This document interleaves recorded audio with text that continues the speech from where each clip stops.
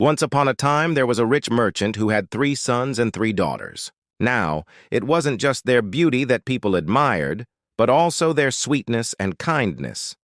But the middle and eldest daughters thought that they were too good for their life in the provinces and wished only for 2 things: to be courted by a prince and to live in a grand castle.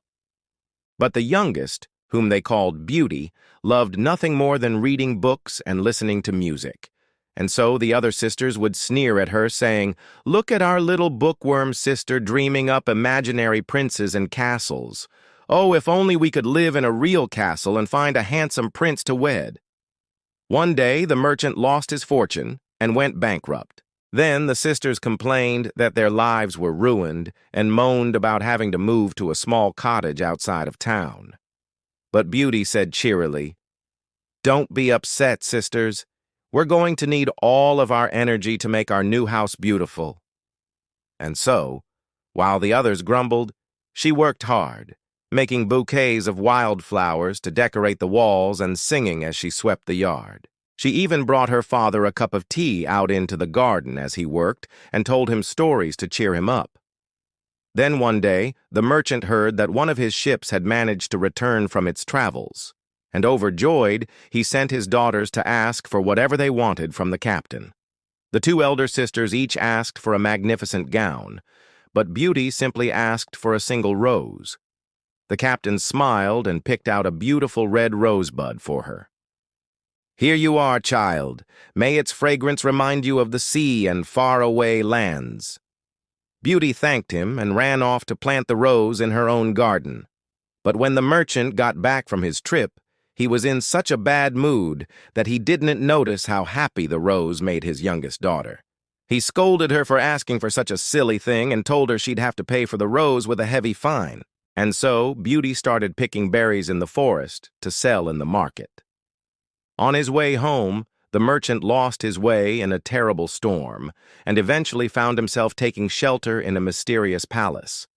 There he dried his clothes by the fire and slept in a warm bed until the morning.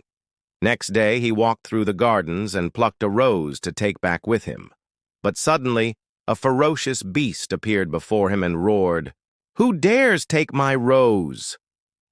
The merchant fell to his knees and begged for forgiveness, but the beast raised his sword and cried, "For that, you must die." He then plunged his sword into the ground and continued, "But I'm willing to be merciful. If you can bring me one of your daughters in your place, I will spare your life." The merchant hurried home and collapsed at his daughter's feet, crying, "Oh, please save me, my darlings. The beast wants one of you to come and live with him in the castle in exchange for my life." The sisters screamed and hid behind Beauty. She, however, didn't hesitate for a second. She said, "Don't worry, father, I'll go instead." And though the others protested, Beauty put on a brave face and told them, "Better me than you, father. Please don't cry." When the merchant recovered, he thanked Beauty for her kindness and accompanied her to the beast's castle. As soon as the beast saw Beauty, he barked, "So you have brought me a prisoner?" "No, sir," replied Beauty. "I came willingly." Then the beast, who seemed surprised by this, took her on a tour of the castle. It was indeed very big, but Beauty couldn't stop thinking of her father and how sad he must be that she had gone. So after a few days, she asked the beast if she could visit him. "Very well," he said. "You may go for 1 week, but after that, you must return." And so, Beauty raced home to see her father, but she knew that even if she stayed another day, the beast wouldn't allow her to return, and her sisters, seeing her so happy, told her to stay as long as she could. "We don't want you to go back to that beast. Let him rot in his filthy castle." Though Beauty missed her father dearly, she knew she had to go back, so she thanked her sisters for their hospitality and prepared to return. The next day, the beast escorted her back to the gates, and she couldn't help but feel sorry for him. Even though he was ugly, he was actually very kind and treated her like a princess. And she realized that her sisters were wrong about him.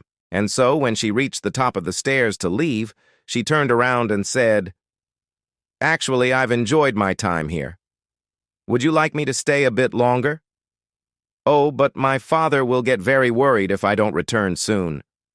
I will send word to him that you're keeping me here against my will. Then he'll understand that you're not a monster." She paused. "And besides, I don't mind staying with you if you really want me to."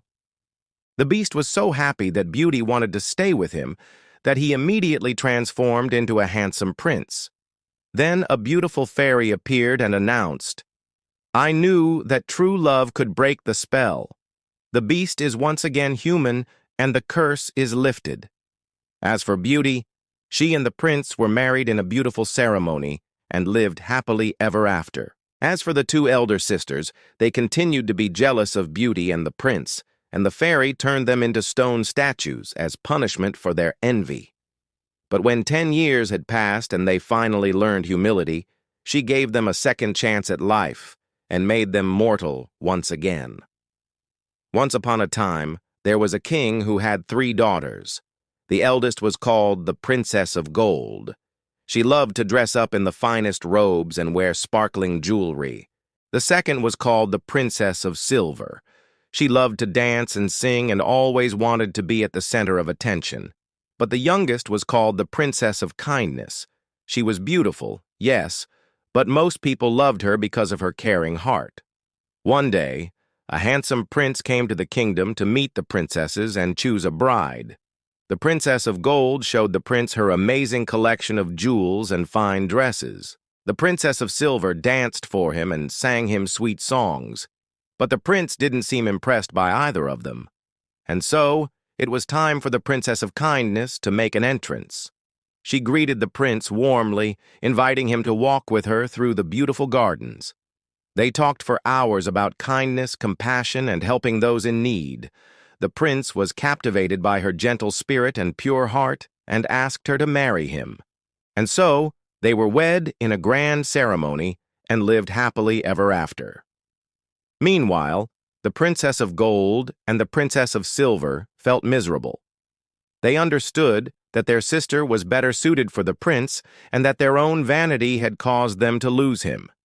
They had been so focused on their own desires and had treated everyone around them so poorly that no one, not even the prince, liked them. And so they spent the rest of their lives alone and bitter.